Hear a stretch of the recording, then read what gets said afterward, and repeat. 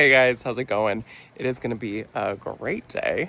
It's a cool day in the garden, and I'm so excited about that. I mean, it's like 85 degrees, but it's cool compared to what's coming for our 10-day forecast. So I'm excited to be in the garden today. The plan for today is I still have some more annuals I need to get in the ground, and so I want to take care of those. I have a hibiscus that I picked up for Brent that I really want to get in the ground before this heat wave comes. And then no update on the greenhouse yet. Nothing else has happened. We're just kind of waiting for the shipment to get here, and then we can start building and putting it all together. But I still want to show it to you guys because Brent and we go sit in it in just the empty foundation pretty much every night. And this morning I was sitting in it also. It just feels so cool to have the foundation done. It's very, very interesting, and I don't know, I'm obsessed with it. So let me show you guys some things I want to get cut back today. And then I also just wanted to show you guys the view from the greenhouse again. Okay, so I've got to cut back. I've got nepeta right here, and it's basically done blooming. There's still some blooms on there, but if I cut it back now, I will get a second flush of really good blooms. So I want to cut that back. I should be getting ready probably in the next 2 weeks. After this heat spell that happens, I need to cut back the salvia. There's still a ton of bees on there, so I'm gonna wait for that one. But we are gonna cut back this nepeta right here. This one is called Cat's Pajama. That one's ready for a shear back. I also have this one right here, Lemon Perfection. That one's not ready for a cut back. It's still doing so good. And then I have one over here. This one's amazing. This one's called Junior Walker. And I think this is 2 plants that I planted in here. And you guys see how massive these are? And this one, I love it. I love the smell of this one. I love the size of this one. These ones are really, really big. And so if you're looking for ones that like take up a good amount of space, Junior Walker is definitely one to add to the garden. This one's not done blooming, but once it's done, I will shear it back by about half also. So with your nepeta, it's definitely ones that you want to cut those guys back. And then Veronica, pretty soon, these pink ones, these are the Pink Potion. These guys are getting ready to be needed to be cut back. Phlox is still looking good, and so are the Foxglove. So exciting. They're so beautiful. And then the greenhouse foundation, you guys can see our chairs. We literally just come sit out here, and the view is so spectacular. Let me show you guys the view from what the greenhouse is going to be. I'm so excited. So this is our view when we're sitting here. It's just so unreal that this is happening. I just can't wait for the glass part to be built. You can see it's still in shade right now. It's about 10:30. Give it an hour. It'll be in sun, and then it'll probably be in sun till about 5 o'clock. So it's only going to be in sun for about 5, maybe 6 hours at most. And then most of the time it will be in dappled sunlight like this. Hi, Freya. So it's a really, really good view. I'm literally sitting in the chair right now, and I think angling it was so much better because otherwise this is where we would have been sitting. And well, that side's usually a mess. So I have really big plans for the foundation. I want to tile it. I really want to do a checkered tile. It's so expensive, so I'm trying to see if there's other options that I can do. If we do tile, I need to make sure that it's honed so it's not shiny, because if any water gets on it, I don't want it to be slippery and slick. So I'm looking at options. The one that I fell in love with was $1,200, and I was like, that's so dumb to spend that on the floor of a greenhouse. So I'm gonna see if I can find other options. I mean, we'll see what happens. It's really, really pretty. It's stunning flooring.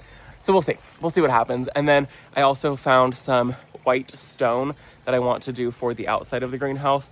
Brent and I are gonna try to figure out a day that we can go pick up the stone. It's this Texas white stone. It's so beautiful. And I kind of figured it would be $400 for the outside of it. Might be a little bit more. I'll let you guys know when we figure that out. But I just think it would be so cottagey to have this white stone on the outside, and then the greenhouse up top, and then this checkered floor and this beautiful chandelier. I have all these ideas. It's the wallet, that's the problem. Yeah, so whatever. Let's go get some annuals planted. I still have a huge array of things that need to get put into the garden. I also want to show you guys this dahlia that I'm coming up on. I forgot that I wanted to show you it. So right here, look at, she just follows. She's usually just right out of the frame. Right here, this is Pineland Princess. I don't fully remember it looking like this on the photo. I feel like it looked different. Maybe that was just my imagination. It's still really pretty, but very, very different. Not super mad at it, but also not like madly in love with it. I don't know, whatever. I have one there, and I also have one here. And then this is the Orange Perfection Dahlia. And it's really pretty. Orange isn't always my favorite color because we get so hot here, and oranges tend to just kind of like make things feel warmer, but it's still a really, really pretty dahlia. So let me cut back the nepeta really quick, and then I'll actually go up front and we'll show you guys what all I want to get planted. All right, so you're still gonna see bees on this, but I need to do it now before this heat wave comes. And so I basically need to come back and cut all of this off. So you can see there's only a couple flowers that are left on these. The bloom spikes stay purple, but there's very few blooms left on here. So we need to cut it back. I'm gonna come through and I'm gonna lift this whole thing up like this and then just shear that off. So it's gonna be super straightforward. Literally just hold it all up, cut it back, and then that way it can have all this new growth that you see already growing right here. All of that can come and it can push new bloom spikes so we can get a second flush of blooms. If I wait too long and we get over, the 100-degree days that we're having, then these will not be happy and I'll cut them back and they will all burn. So I want to do it now before it gets too hot. And spring's kind of hard around here. We go from cold and wet, and then we get really, really hot. And so we have a day that's on the forecast that's 111 degrees, and so it's a little bit too warm, and it just happens really, really fast. So we do have to do things kind of at weird stages when things aren't fully ready to happen. Otherwise we do miss windows here, and that's kind of the hard part about living where I live. It just goes like full send into summer around here. There's no real good ease up to anything. Kind of a bummer, but it is what it is. So let's get this cut back.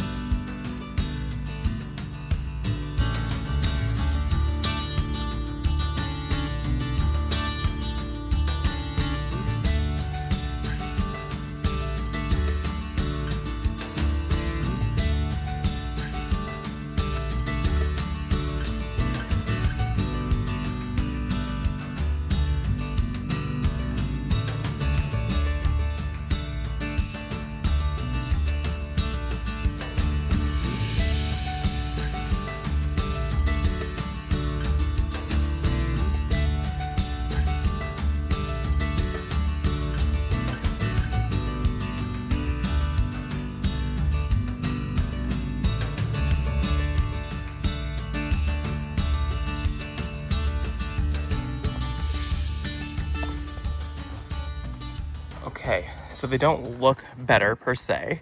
They did look really good in full bloom, but they will look better because we'll get a second flush of blooms. And these ones, they were kind of flopping because they were the first set of them and they grow really tall and then they kind of flop over. Now what's gonna happen is all the branches that are there on these 5 plants are going to be able to harden up and be a little bit more stiff and strong. And then we'll get a second flush of blooms on these guys here in a couple months, maybe a month and a half, 2 months. And the bees will go super crazy for them again. And then the stems will be stronger. So they'll have more of a rounded habit instead of kind of a flat habit. So it is always kind of a bummer to have to cut off blooms and things like that, especially when you see bees enjoying them. But it did have to be done if I wanted a second flush of blooms later in the season. The bees have been enjoying those for probably close to a month and a half, 2 months. And so the nepeta is great because it blooms for so long. But it does have to be cut back before we hit some crazy heat spell, but it is what it is. Let's go up front and I'll show you guys what I want to get planted today. So this is the horde of plants that I have left. Don't mind the guard dog. She's always watching. Anyways, this has to get planted today. These guys really need to get in the ground so badly. And then also this hibiscus. So excited about this one. It doesn't have like, I feel like it doesn't look like typical hibiscus leaves. These ones kind of look like maple leaves. I don't know, maybe I'm wrong. But I really, really like this one. I like how it's kind of green instead of that darker foliar growth. This one right here is called Ballet Slippers. This is the Summerrific one, and it was $34, which I didn't think was that bad. I probably should have bought this one before all of this happened, but I didn't. I just stood up and I found another Rockapoco coral reef begonia. So I guess that has to get planted today. I just planted a huge drift of them, and I have one left. So this has to get planted today. We will add that to the drift of begonias that I've already planted. No, it's not a begonia. It's an impatient. It's an impatient, not begonia. I keep calling them begonias. Anyways, Summerrific hibiscus. We had one hibiscus that we grew. I ended up taking it out because I didn't love it. I liked it. It was really, really pretty. The blooms were stunning. Brent was obsessed with it, but it was like red, and I don't always love red in the garden. This one is pretty. It has red throat. It's white and then pink on the tips of it. Hardy in zones 4 through 9, 52 inches tall, full sun. It does well in crummy soil. It likes a decent amount of water. So this one's gonna go up front where it's gonna get full sun. It's going to be able to get to its full size, 52 inches tall. Yeah, which is crazy. And it also says spacing at 52 inches. So I'm guessing that it gets about 52 inches wide. So it's a big, big, big plant. I'm not giving it enough room where I'm going to be putting it. That's okay. I don't really want it to have enough room to get, I don't want it to have enough room where it kind of like takes up all of that space. I want it to feel crowded. That's kind of like the vibe of a cottage garden, is crowded and overplanted and things kind of having to compete a little bit. So that's what I want for this. And hibiscus typically aren't like a cottagey plant, but these ones are, this was the prettiest one that I could find. And this is like the only vibe that I really want for hibiscus up here. We have some Rose of Sharon, which are hibiscus. They're okay. They're Brent's favorites. He loves them. He also loves these plants. So we're adding these ones for him. I had to compromise with him though. And I was like, we're getting a lighter colored one then. Anyways, he's excited about this one. This one's going to go right up in the very front. I'm going to remove, I've got a loropetalum. It hasn't grown much and it's been like 3 years or something like that. So we're going to take it out and I'm going to put it in the back jelly bean beds where it's fine if it stays low. It's a smaller loropetalum. We need some height up in the very front. So we're going to put the loropetalum in the back, put the hibiscus up front. Let me go over the annuals that I've got. So we have 3 plants, all, I guess, the exact same color. I have a palette that I like. We will start with the Truffula Pink gomphrena. I already have a drift of those guys, about 28 inches tall, like maybe 18 inches wide. They don't get super wide, but they do get kind of tall. They are hardy in zones 9A through 11, so maybe I'll be able to winter these guys over if I just hack them back and give some protection to like the very bottom half. I'm gonna try that this year. I would love to have these guys come back. Full sun lover. All of these are pretty much full sun lovers. Next is this salvia. I already have 3 of them. This is Rockin Fuchsia salvia, and it is a stunning salvia. 36 inches tall and about 24 inches wide. Beautiful. This one's also hardy in zones 9A through 11. Salvias pretty reliably come back, hack them back, leave just a couple inches, and then they come back beautifully for me. I love this salvia, and the hummingbirds are obsessed with this one. The color is so pretty. Very, very, very much in love with this salvia in my garden, and I'm very happy to be able to add 3 more to the garden. And then right here, this is a new plant to me. This is called Señorita Rosalita cleome. I've never grown it before. It looked so beautiful. I'm very excited to add this one and trial it. 48 inches tall and about 18 inches wide. It's an annual except in zones 10 and 11. So I might, if I'm lucky, could winter this one over. We'll see if I even end up actually loving it. I'm excited to try it though, but this is also a full sun lover. So this one gets tall and not super wide. So 2 to like 4 feet tall, which is really, really big. And it says that it's also heat tolerant. So we will see how heat tolerant it is. It's also known as a spider flower, I guess. So I think we'll start with all of the ones in the back, and then I'll come out later this evening when the front bed is not in full sun, because when it's in full sun, it just cooks and it's really hard for me to be up there in the full sun. And the plant will not love being thrown directly in there. If it can kind of like wake up in that spot tomorrow, it'll be much happier. So it'll have all evening tomorrow, and then it can wake up to the full sun rather than me just being like, here you go, full sun, have fun with that. I will show you guys right now where where the hibiscus is gonna go, and then we'll take our little flat of annuals to the back. So up front, it is a madness of pink up here, which I'm so obsessed with. And then the hibiscus is gonna go right here. I've got a rose of Sharon there, hibiscus here. This loropetalum is gonna need to come out. I mean, it really, you see how low it is? It's teeny tiny. So my thought is I'm gonna dig it out and just put it in the back garden bed. It'll be much happier back there, and I will be happier because I'll be able to get a hibiscus that's kind of tall, lend, I don't want to say privacy, but kind of just start like blocking off some of the view that's in here, which is kind of nice. But I think it'll be really nice because I mean, these grasses, they're not as tall as they should be. I can't believe they're already like going to seed head. They should be much taller. They're not. But the hibiscus will be nice and tall. And then I have a rose of Sharon, so it's gonna go hibiscus, whatever. Yeah, I want lots of different heights and things like that in this bed.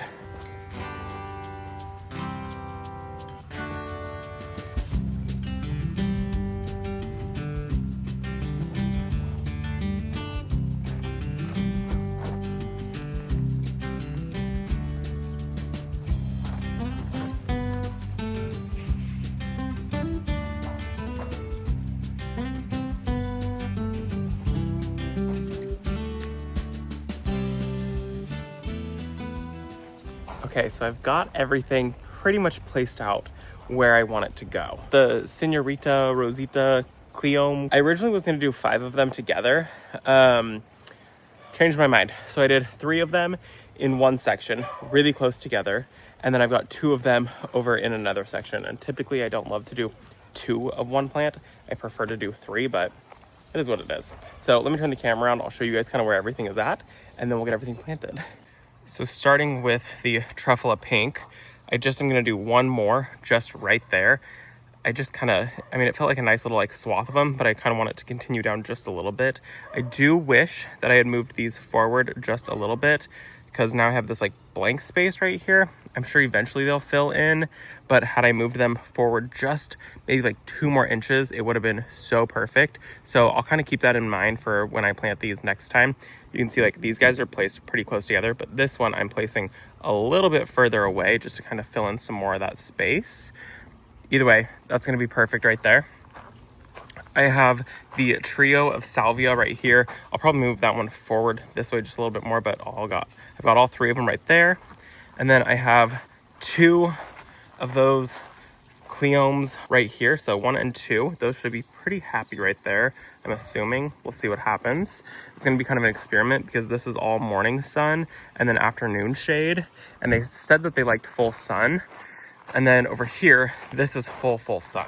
And so I've got a trio of them right here. So 1, 2, 3, those will be pretty happy right there. And then I am planting the last 3 of the Truffula Pink gomphrena right here. And the other day I had planted something right here. I don't even remember what it's called anymore. I don't remember off the top of my head what I planted.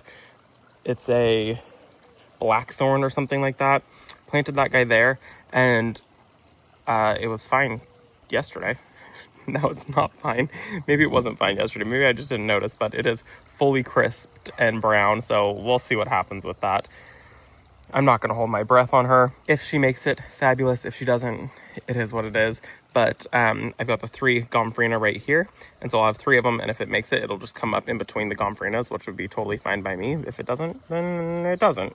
So I'm going to get everything planted, and I will be wearing gloves because all of the soil that I have in this bed is very splintery, and I don't love that.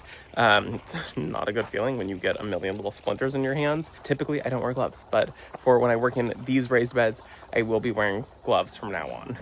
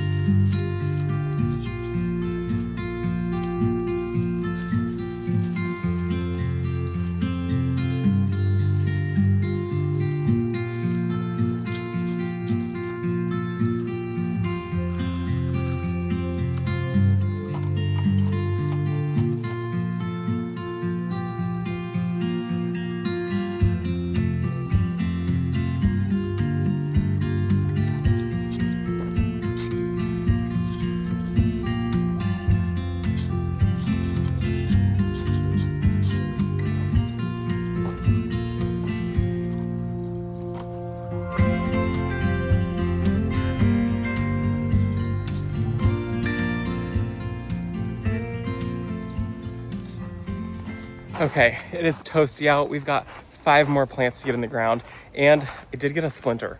I was wearing one of my gloves. I have to take my gloves off every time I move the camera. And when I took my glove off, I forgot to put it back on, and I started digging in the soil. Immediately got a splinter. So it's not the best soil. It's full of nutrients, and it's really, really good for the plants. Obviously, everything is growing so fast, but not great when you put your hands in it.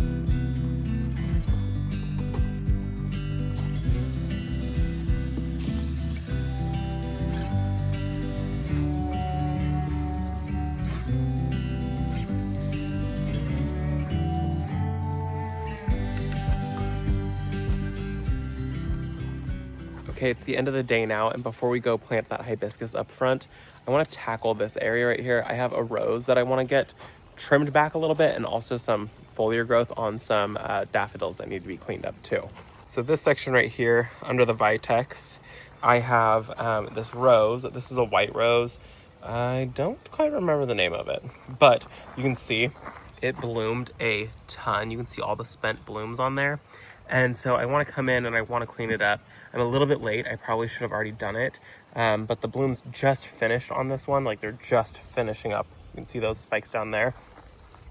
But it has also kind of started to send up some other buds. It'll be okay. I do want to get it cut back though. It desperately needs it. So I'm just going to go with my Felcos, cut that back. And then underneath I have some foliar growth down here. That is all from some daffodils. And so that's the tay-to-tay. You can see they flopped and they're starting to yellow. So the fact that it's yellowing and the tips are starting to yellow, I want to get those cut back also.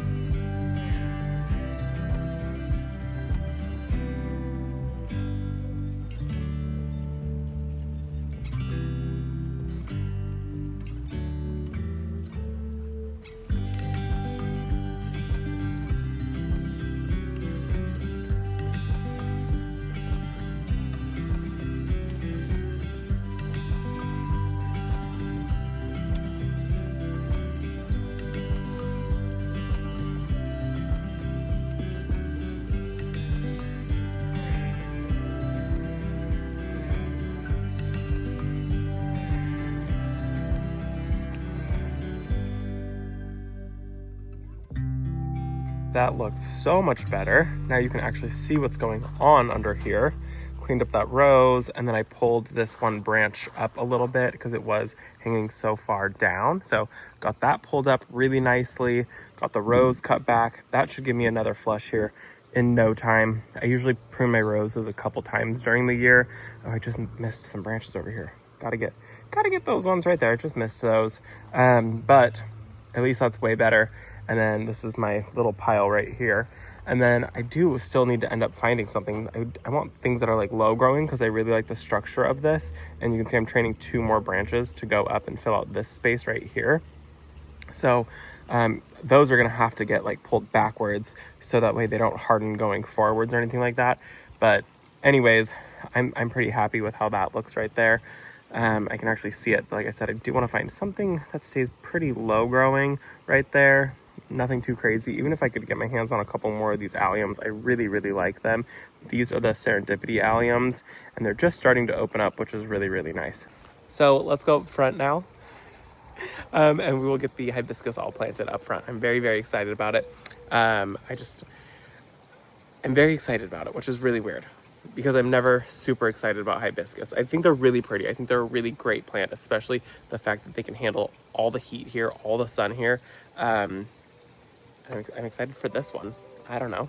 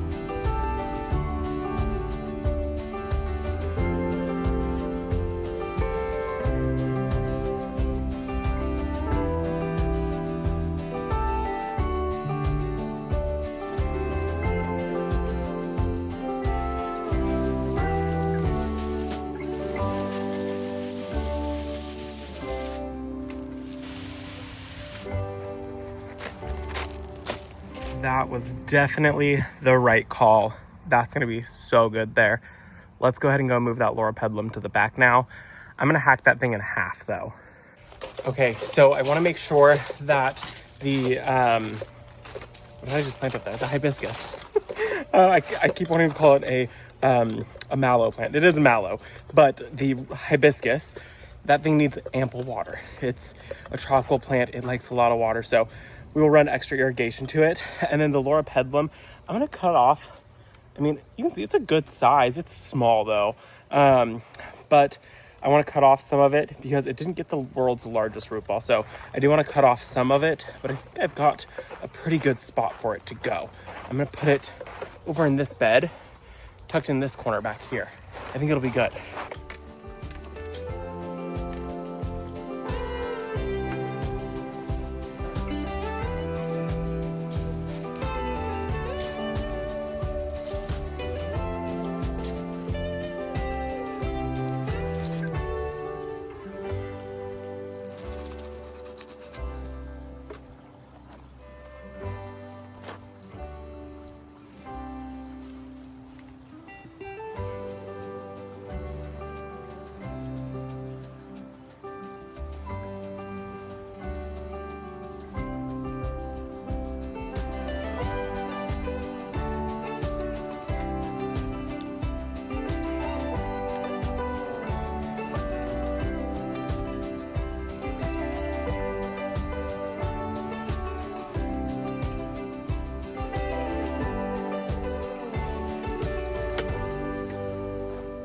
That should be okay.